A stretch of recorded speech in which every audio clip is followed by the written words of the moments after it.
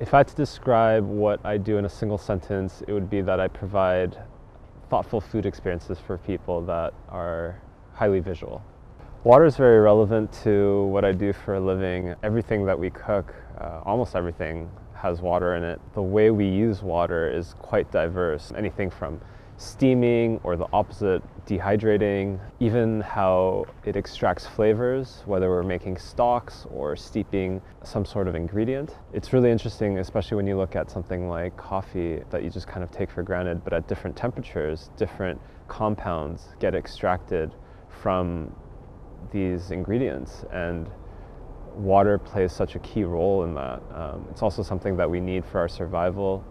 It's something that is incredibly agile and fluid, takes on different forms. And one thing about water that I think is really interesting is through its different forms, it kind of goes against common sense. For example, water expanding as it gets colder when most other things expand as it gets hotter. And so there's a lot of things to think about with water. And I find for me, with creativity, water can be very still, and I think for me, my best creative moments come from a place of stillness and mindfulness that I think a lot about in relation to water.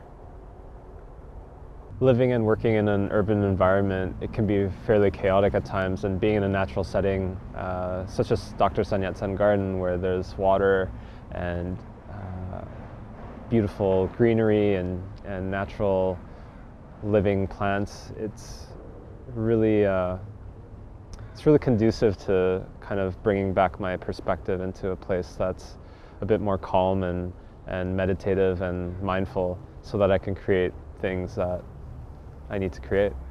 Throughout my life, I've suffered through bouts of depression and anxiety, and I feel that one of the things that helped me recover and stay sane is developing really good practices and rituals, ones that focus on a holistic approach to well-being, both mental and physical.